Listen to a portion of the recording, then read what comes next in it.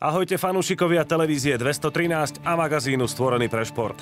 Dnes sa pozrieme na vodné pólo, povieme si niečo o ajurvéde, vysvetlíme si, prečo je dobré poznať reč tela a pripravíme si fantastický čaj.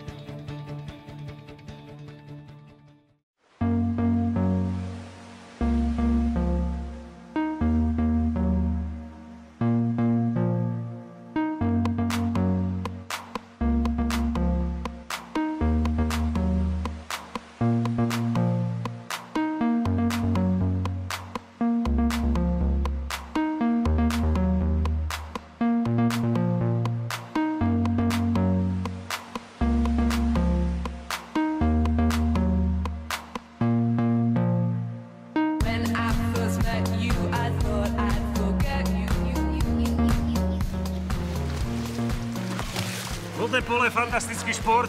Bolo už na olympiáde v roku 1900 a to v Paríži. Sme na tréningu Slavie UK v Bratislave a ideme vám trošku predstaviť tento športík. Vodné pólo je loptová hra, v ktorej proti sebe nastupujú dve 7-členné družstvá. Hrá sa na 4/4 po 8 minút čistého času. Prvá zmienka o loptovej hre vo vode je z roku 1840. Hráči pri nej sedeli obkročmo na súdoch a loptu sa do bránky snažili dostať za pomoci pádla. Sme na tréningu. Čo čaká chlapcov? Čo ste na nich pripravili? No, dneska, keďže máme ešte chvíľu času do play-off, bude taký ťažší tréning, preto sú chalani na začiatku aj v posilovni.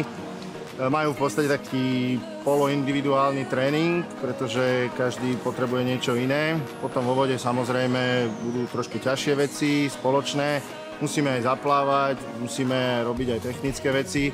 Práve v tom je to vodné polo taký ťažký šport, že má veľa tých zložiek a ani jednu nemôžeme opomenúť, pretože musia byť aj silní, aj rýchli a musia byť aj zohratí. Takže ten tréning pozostáva z rôznych častí, ktoré sa snažíme striktne dodržiavať, aj keď v nich majú určité svoje miesta, aj také voľnejšie časti, napríklad také špecializované veci, ktoré nerobia všetci spolu.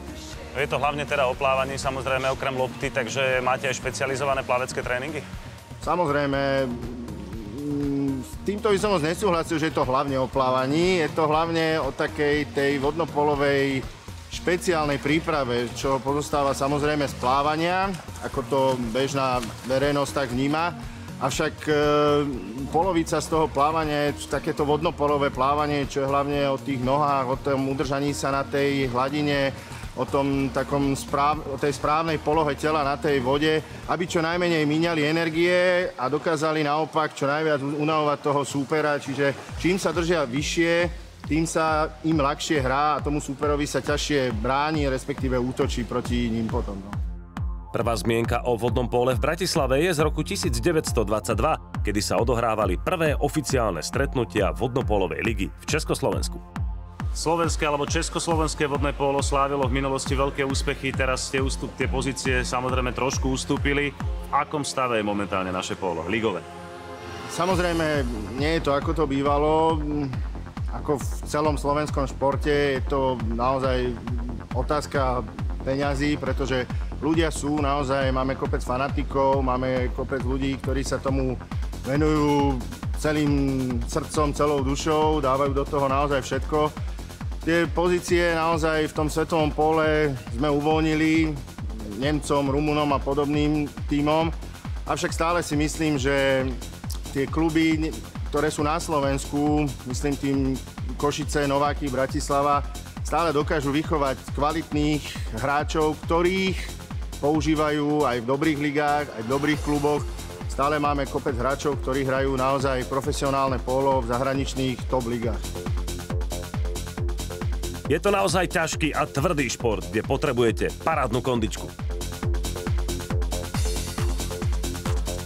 Keď si deti vyberajú šport, alebo rodičia im vyberajú šport, prečo by to malo byť podľa vás vodné polo? Čím je také krásne? No, podľa mňa to vodné polo strašne zbližuje, ale naozaj to vodné polo je veľmi ťažký šport, núti deti, respektíve tých, ktorí sa tomu chcú venovať na takej, nepoviem vrcholovej, na takej ozajstnej úrovni, k disciplíne, k takému návyku k tomu športu. Samozrejme, všetci apelujeme na to, že tento šport nie je hokej, fotbal, nedá sa tým živiť celý život. Takže snažíme sa aj tie deti apelovať na to, aby sa aj učili dobre v škole. Veď koniec koncov Slavia UKA Bratislava, väčšinou nás prezývajú vysokoškoláci. Skoro každý z tých chalanov, ktorí tu hrajú, majú vysokú školu alebo robia vysokú školu. Takže tento šport je naozaj o takom tom strašne silne kolektívnom duchu. Proste nedá sa to hrať individuálne, ťažko sa tam človek presadzuje individuálne, potrebuje toho spoluhráča a tým, že proste tie rokúce tí chlapci spolu hrajú, potom naozaj majú v sebe vypestovanú aj tú disciplínu, aj toho ducha pre ten kolektívny šport. It's time for elevation. The time is now. Can you feel the shift? Can you feel that power? So many things happening right now on the planet. Geza, ty si vydržal pri vodnom pole vyše 30 rokov, ako je to možné. Čo si v ňom našiel? Neviem, som povedal, že asi môj život. Asi môj život, moje poslanie a neviem, a stále ma ešte baví.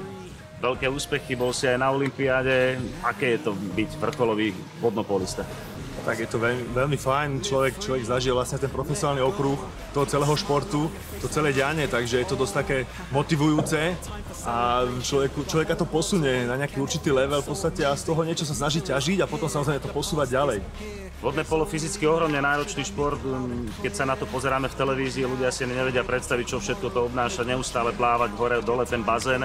Takže čo všetko treba absolvovať v rámci tréningu, aby ste to vydržali? Tak, keď sa spomína, je to veľmi náročné fyzicky, takže od začiatku to plávanie je prvoradé, ale samozrejme okolo toho ide fyzicky posilňovanie, nejaká obratnosť a tieto všetky veci vlastne dokopy spojiť a plus ešte technika s loptou, takže je to dosť náročné, ako som to spomínal.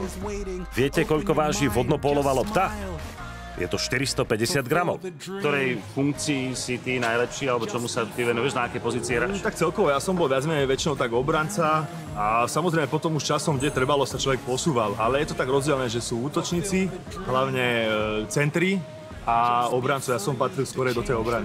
Slávy, patríš k najskúsenejším borcom, dokedy to chceš ešte ťahať? To ani sám neviem, to stále tak chodí časom, že ako ďalej, ale samozrejme ma to veľmi baví, aj to môj život ale už pomaly možno už do tej funkcie prestupujem, že to posúvať ďalej. Začal som už aj decka trénovať, takže už by som rád aj odozdával tie skúsenosti.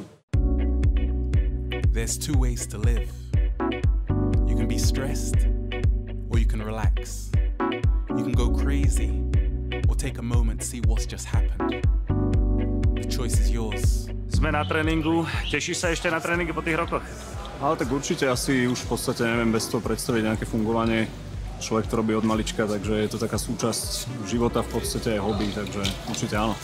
Čo ťa viacej baví, zápasy alebo nejaké finty na tréningu? No určite zápasy. Ja som ten typ, čo v podstate tá plavecká časť je pre mňa také utrpenie a určite radšej herný tréning a skôr tieto prvky a zápasy, samozrejme. Ako hodnotíš kvalitu slovenskej ligy? Je to viac menej o Košiciach, o Novákoch, tradičná Slavia samozrejme? Tak tieto tradičné kluby sa snažia vytvoriť nejaké určité podmienky v Novákoch, v Košiciach, v podstate aj u nás ako tak sa to darí. Myslím si však, samozrejme chalani odchádzajú do zahraničia, predsa len je tam určite nejaký rozdiel a v podstate aj reprezentáciu tvoria chlapci, ktorí už si zarábajú vodným polom v zahraničí, ale myslím si, že tieto tri kluby robia maximum pre výchovu mládeže a je to dobrý odrazový mostík v podstate na ceste do zahraničia. Pri vodnom pole musíte často prešlapávať na mieste. Na budúce, keď pôjdete plávať, skúste vydržať prešlapávať 3-krát po 1 minúte. Výborný spôsob, ako zhodiť prebytočný tuk z pásu. Čo ťa baví na vodnom pole? Prečo sa tomu venuješ? V podstate, ako som už povedal, neviem už bez toho fungovať. Určite kolektív. V podstate vyrastali sme spolu od malička. Nie sme natoľko veľký šport, sme menšinový šport, takže sme taká komunita, ktorá všetci sa navzájom poznáme, takže určite to a je to životný štýl pre nás všetkých.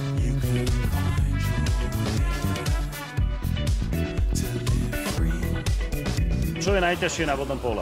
Na vodnom pole je najťažšie, keď musíme veľa plávať, ale nie len to samotné plávanie, ale musíme zvládnuť aj veľké množstvo fyzicky náročných súbojov a všetko spolu to sklbiť, iba vtedy by sme mohli byť úspešní. Čo Slavia tento rok? Idete na titul, alebo bude to s Košicami, alebo s Novákmi také natesno ako vždy? Tak sme športovci, chceme len vyhrávať a pokúsime sa spraviť všetko preto, aby sme konečne už aj my boli na tom prvom mieste.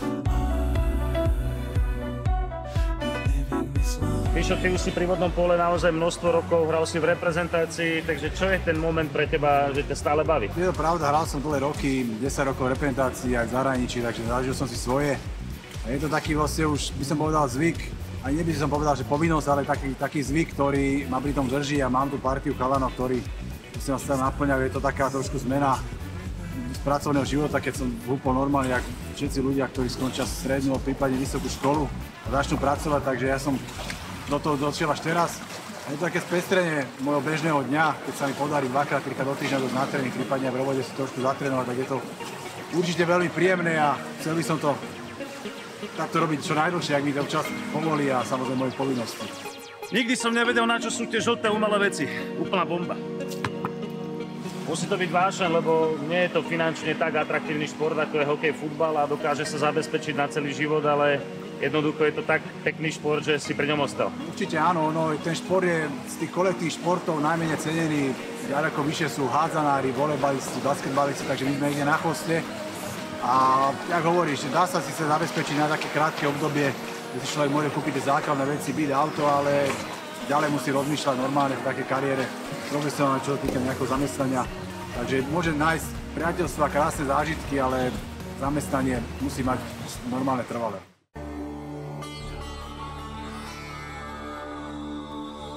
Namaste, po indicky to znamená ahoj. Ideme vám totiž predstaviť Ayurvedu. Je to najstarší a najkomplexnejší liečebný systém na svete. I'm very happy that we have here Ayurveda specialist, Mr. Robin Raju. Hello. Hello. You came from India 6 years ago to Slovakia. Why? Let's say actually it was an offer. I just got it actually from one of my friend. So I just accepted it and I came, that's all. So how do you feel in Slovakia? It's really good. I like actually the climate and even it's quite, it's not that much crowdy like India. Yeah. So I think it's good. Less people, yeah? I think exactly, let's say. Okay. First of all, what is Ayurveda? So the word Ayurveda means, it's contained two words. One is Ayu and second one is Veda. Ayu is nothing but actually the life, or the Veda is just like in Slovak, it's science. So it means the science of life. It's basically having two aims. One is to maintain the body as healthy as possible, and the second aim is actually to cure the disorders. So it is approaching each people individually, and we are just going to examine the people in which kind of person they are. That is actually in the base of a particular term known as dosha. There are basically three doshas. There's nothing but Vata, Pitta and Kapha. Vata is nothing but actually the combination of air and ether. Pitta is nothing but the combination of fire and water. And Kapha is a combination of earth and water. The people are varies from person to person, depends upon these factors that which is present on the body. So at first we are just going to understand which kind of character the people are having, so that generally we are going to have an idea about the structure, physical structure of the person. Then we are just going to understand actually what is their psychological level. Then depends upon that, then after only we are approaching different kind of disorder, or the person may need actually any kind of detoxification or something. Vedeli ste, že pokročilí indickí jogíni dokážu spomaliť svoj tep až na 2 údery za minútu? Už viete. I like the connection with the nature, everything, yeah? Yeah, exactly, because we need to think further in it. Because any kind of medicine or some kind of herbal preparation, that's not the solution anyway for any kind of problem. Because the body naturally have to get an ability to overcome any kind of situation. So it means we are just going to give a favorable condition naturally for the body to overcome. So it means it will be the combination of daily regimen, arrangement of the lifestyle basically, just different kind of diets, some kind of massages and things like that. That is also important, and even some kind of natural detoxification with some herbal preparation that which we are just going to give some proper cleaning of the body sometimes. yoga is one among the most important part anyway. So this is a combination of all kind of this kind of systems, and then we are just going to give a favorable situation actually for the body to overcome the problem, to improve the immunity sometimes, let's say. Then after, if you are going to give any kind of natural preparation or something, then it is just going to be 2 or 3 times effective rather than approaching the disease directly. I would like to ask you, Ayurveda is like study subject in India, yeah? Mm-hmm. You study in university. It's not just from the streets or something. No, of course not. Regarding actually the Ayurvedic studies, because in India, just like the allopathy and homeopathy, Ayurveda, that is actually the main 3 kind of treatment methods. So Indian medical system, it's include actually all these 3. They are giving actually equal importance for all three systems. So let's say once we are going to compare actually all these 3 systems up to pathology, it is almost same. Anyway, this for the classic medicine and even actually just for homeopathy and Ayurveda, just pathology, its studies are same. But we need to study the Ayurvedic aspect also. For example, just like, for example, head. Let's say it may have actually some specific name actually in classic medicine, but in Ayurveda terms, we need to study the terms and etc. So basically, that's almost around 3 years of study. It's almost same anyway, let's say, from the university. Then after that 1.5 year, the treatment side, it is just going to be totally different from each other. So it's a proper science, yeah? Exactly. Zamysli sa, máš na to 20 sekúnd. 3, 2, 1. Ovládať reč tela je naozaj užitočné. Každá situácia je nabitá informáciami, ktoré môžete využiť. Napríklad, ak si človek škriabe oči, môže to znamenať, že niečo nechce vidieť. Ak sa dotýka hodiniek alebo rukáva, snaží sa upokojiť svoju frustráciu. Ak niekto zovrie pesť, znamená to, že chce posilniť svoje argumenty. Ak skrie svoje palce v pesti, znamená to stratu sebaistoty. Naučte sa čítať v reči tela. Budete v živote úspešnejší.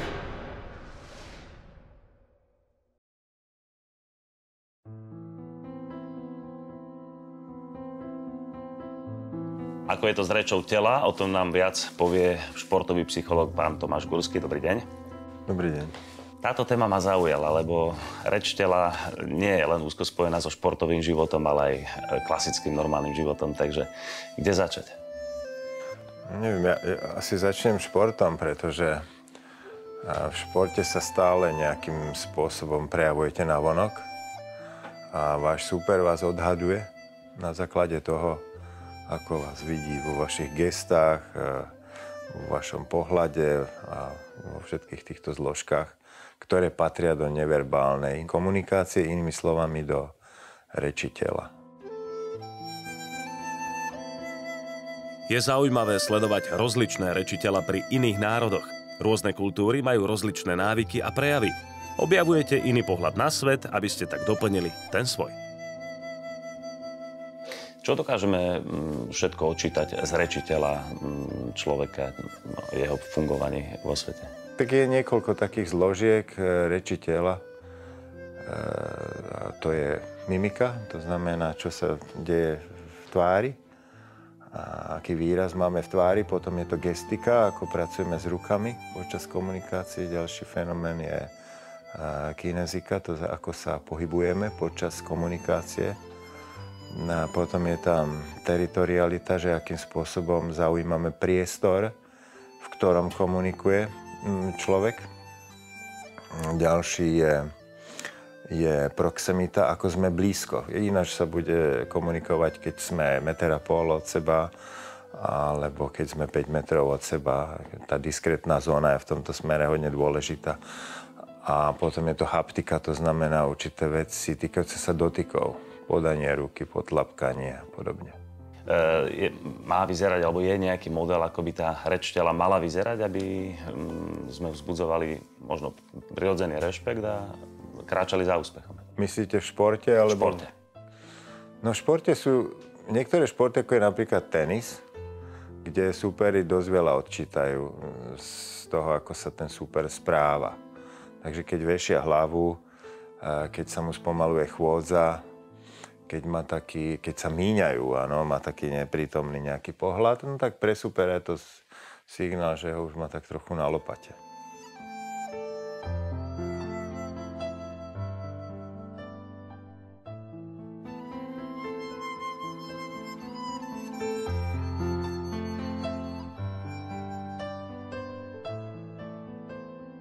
Aké je dôležité v bežnom živote rozumieť reči tela, aby sme na ľudí vnímali sympaticky, aby nás vnímali sympaticky? Ja ešte urobím jednu paralelu najskôr s tým športom. Tam je ľahšie to naštudovať v tom zmysle, že máte stále záznam. Z toho zápasu je väčšinou spravený nejaký záznam. Rozhodca si môže pozrieť, ako sa správal v konfrontácii s nejakým útočníkovi, ktorému dal červenú kartu. A čo urobil? Či to urobil správne, nesprávne, či vyvolal nejaké emócie neprimerané. To isté môže urobiť aj tréner. V konaní trénera je nesmierne dôležitá reč tela, pretože športovci sa na ňo pozerajú každú chvíľu a kontrolujú si, či veci, ktoré robia na ihrisku, sú celkom správne, vyhovujú jeho predstave, taktiky napríklad.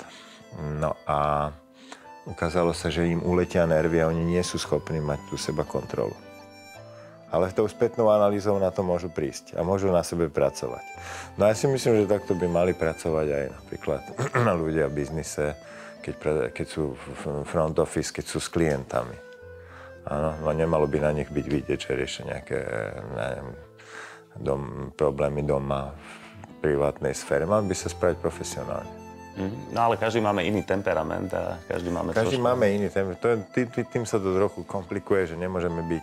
Ani to nie je správne, aby sme boli úplne šablonovití, čiže každý by mal mať na jednej strane štýl svoj, ktorý vyhovuje temperamentu toho človeka a takým jeho prirodzenosti. A na druhej strane by ale mal poznať isté veci, ktoré na tú druhú stranu, na to partnera v komunikácii pôsobia rušivo.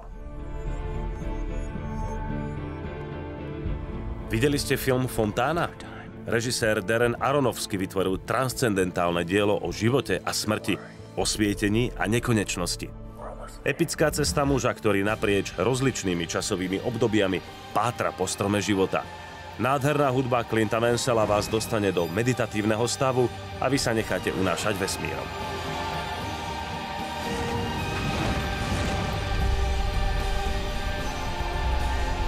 Together we will live forever.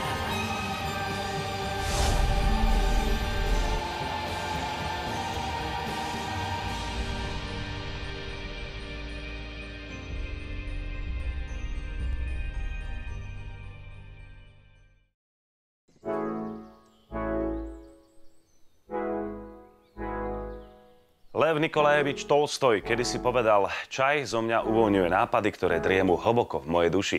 Poďme si ho uvariť.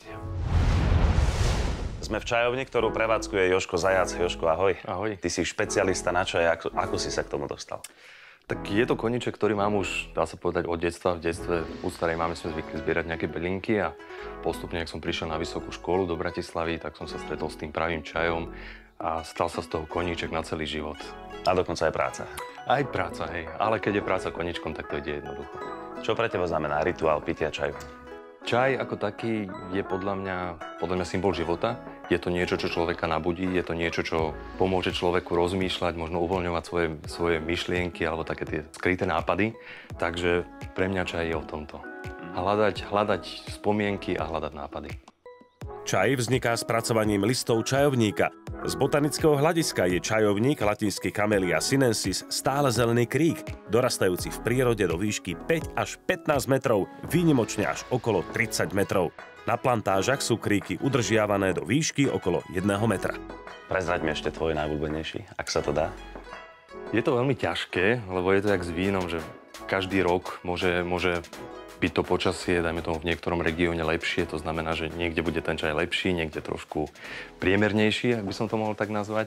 Ale tento rok mám 3 také obľúbené. Jeden je nepálsky biely, a druhý je indický čierny z oblasti Doke a tretí určite ma veľmi príjemne prekvapil tento rok čierny z Japonska.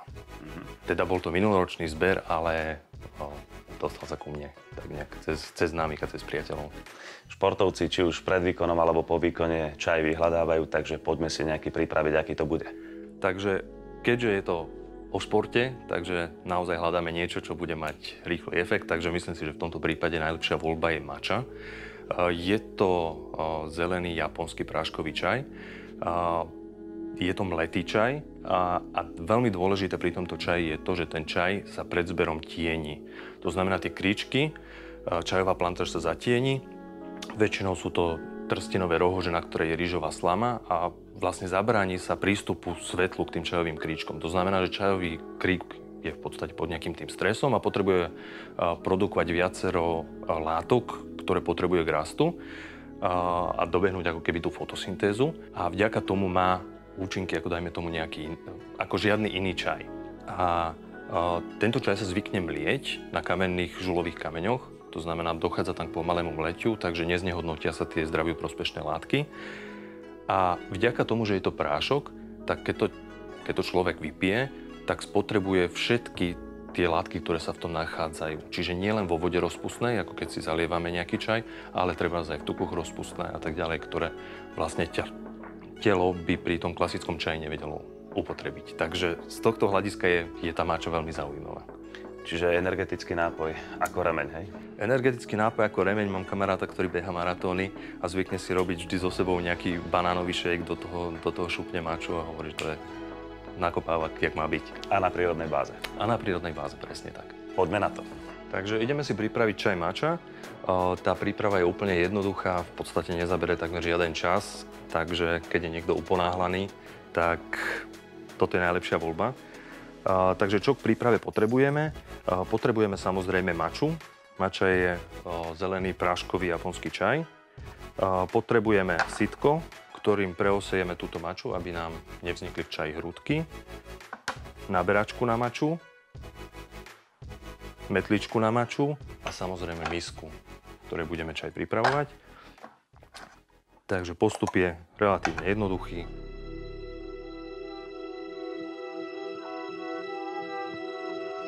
Použijeme 2 bambusové naberačky čaju matcha, ktorú preosejeme.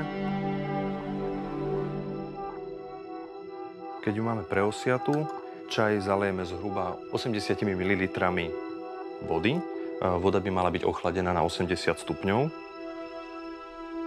a vyšľaháme metličkou. Príprava čaju vo mne vždy vyvolá pokoj a celý svet ako by sa zastavil. Keď máte správnu teplotu vody, kvalitnú matchu, tak na vrchu sa vytvorí pekná konzistentná pena a čajík je pripravený na pitie. Milovať čaj je také jednoduché, aj jeho príprava. Potrebujeme čaj matcha, čistú vodu a čas. Ten patrí len vám. Čaj matcha, ako si videl, sa úplne jednoducho a rýchlo pripravuje. Som zvedavý, čo na ňom povieš. Nech sa ti páči. Ďakujem pekne.